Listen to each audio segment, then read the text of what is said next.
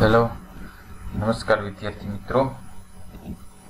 In previous lecture, we already discussed about the collision, and one of the type of collision we already discussed in previous lecture, that is the elastic collision in one-dimensional.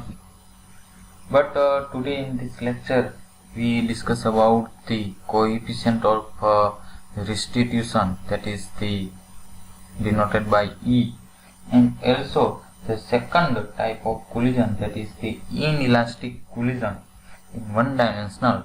We already discussed in this lecture. So we start with coefficient of the restitution, that is the E.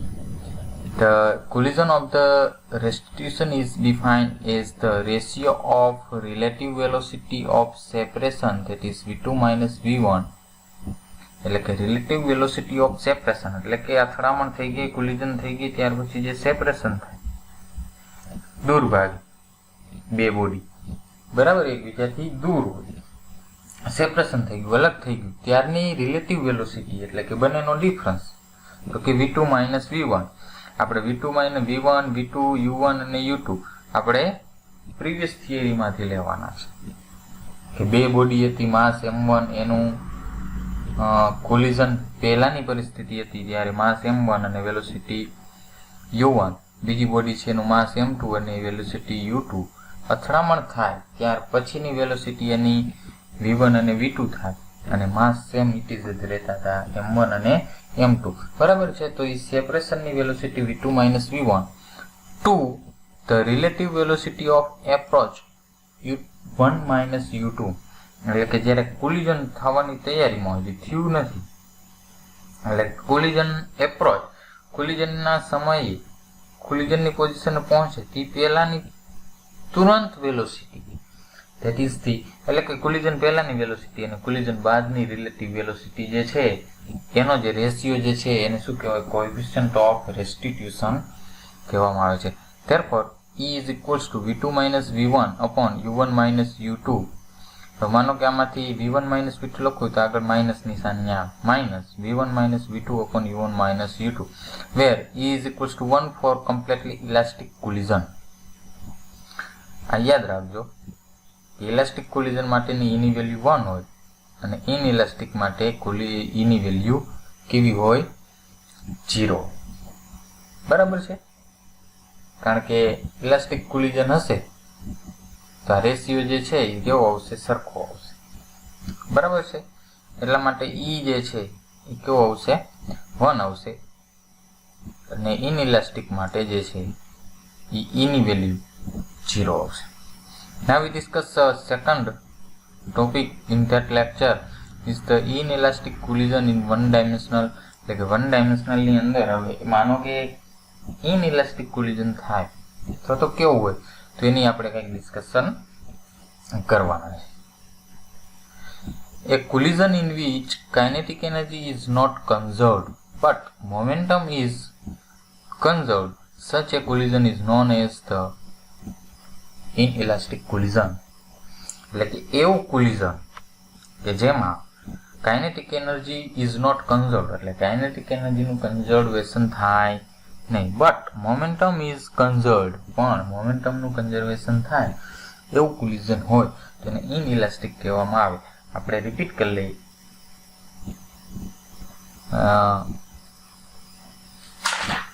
Elastic collision જે છે એની અંદર શું હતું, તો કે kinetic energy અને momentum બંનેનું conservation થાય, કન્ઝર્વડ હોય તેને ઇલાસ્ટિક કોલિઝન કહેવાય. That two particles undergo an inelastic collision. ધારો કે આપણી પાસે બે પાર્ટિકલ છે એ inelastic collision ની કરે છે એવું માન. Let us consider the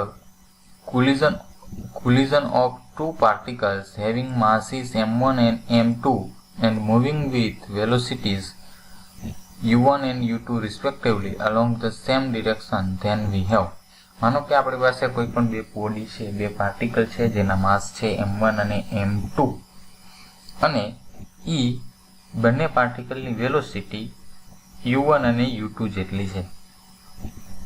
along the same direction, એટલે કે સેમ ડિરેક્શનની અંદર વેલોસિટી છે, બરાબર.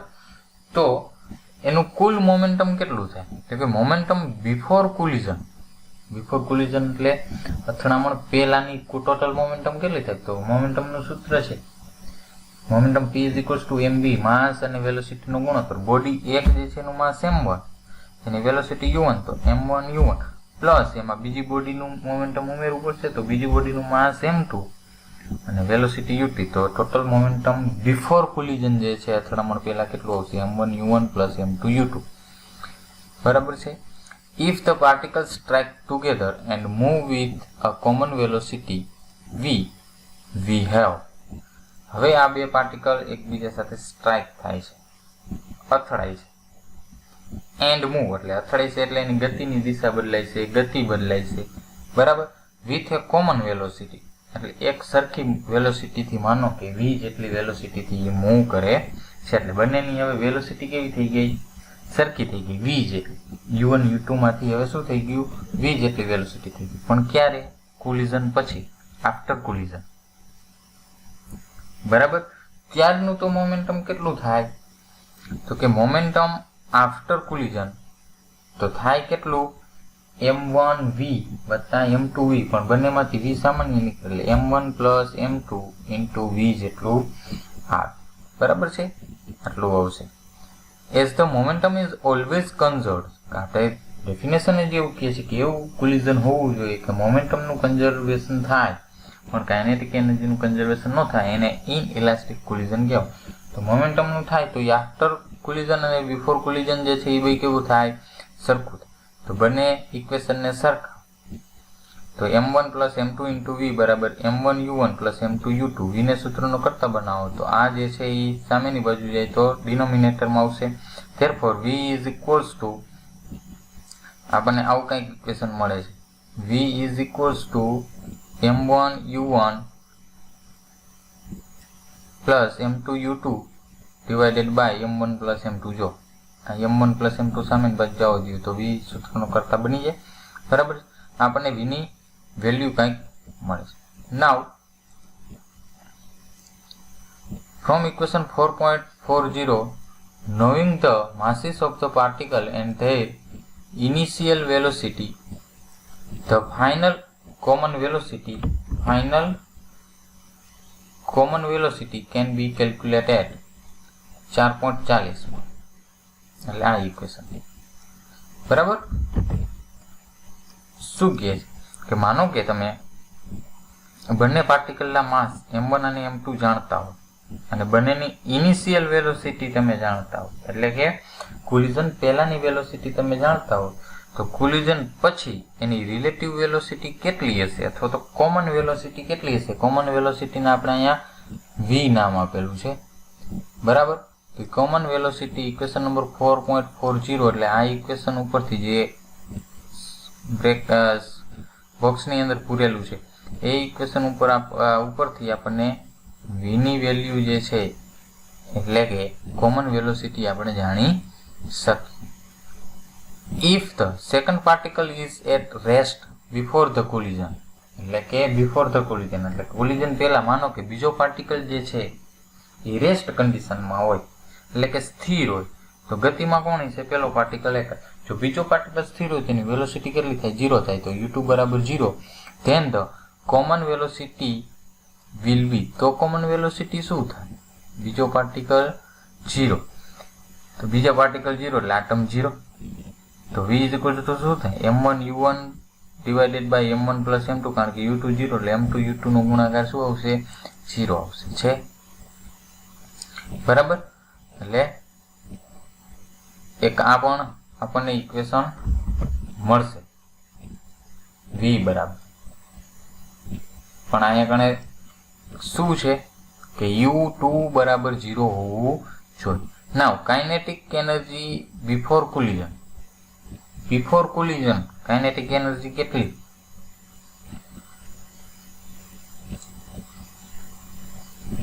તો કે કાઇનેટિક એનર્જીનું સૂત્ર છે 1/mv². કોલિઝન પહેલા તો માસ m1 જે છે એની વેલોસિટી u1 જેટલી, તો 1/m1 u1², બરાબર. 1/m1u1 square plus 1/m2u2 square આવશે, પણ અહીં લખેલું નથી, પણ અહીં બ્રેકેટમાં લખેલું છે u2 = 0. જો u2 0 હોય તો u2 સ્ક્વેર જે છે એનું વર્ગ 0 થશે, તો આખી ટર્મ 0 થઈ જશે, એટલે 0 એને લખ્યા નથી. બરાબર છે. અહીંયા પણ તમને કીધેલું છે u2 = 0, અહીં બ્રેકેટમાં પણ લખેલું છે. અહીંયા કાઇનેટિક એનર્જી આફ્ટર કોલિઝન અથડામણ પછી, તો 1/mv² ઉપરથી 1/2 ટોટલ માસ એટલે m1 પ્લસ આનું થાય છે એવું કે બંનેની વેલોસિટી કોમન જ વેલોસિટી છે, બંનેની માસ m1 અને માસ m2 બંને v જેટલી વેલોસિટી એક સરખી વેલોસિટીથી જ મૂવ કરે છે, તો શું થાય 1/m1v² પ્લસ 1/m2v². તો 1/2 અને v² કોમન નીકળે, તો 1/2 અને v² કોમન, તો m1 પ્લસ m2 અને ડાયરેક્ટ લખેલું છે. બરાબર. Therefore, kinetic energy before collision divided by kinetic energy after collision બંનેની કિંમત છે કે before collision ની 1/m1u1² divided by 1/m1 plus m2 into v². Substituting v² from equation number 4.41 we have v² ની કિંમત તમે ઇક્વેશન નંબર 4.41 એટલે આમાંથી મૂકો,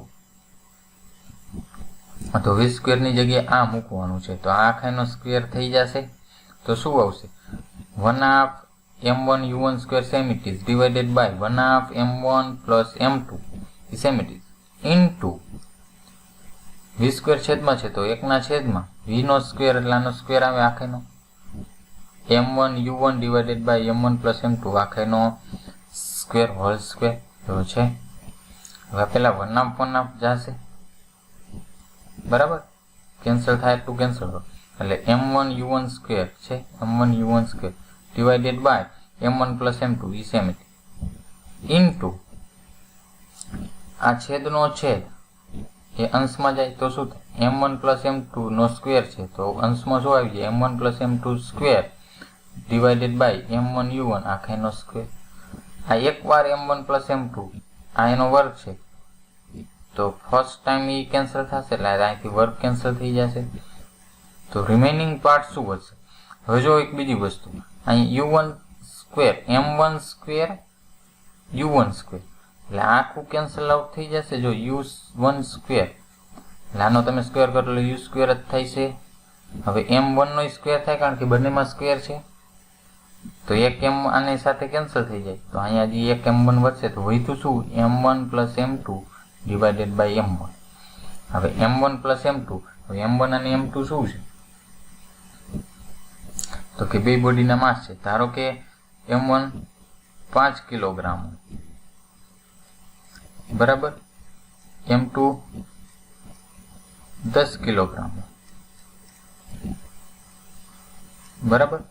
તો ઉપર સરવાળો m1 plus m2 15 divided by m1 એટલે 5, બરાબર.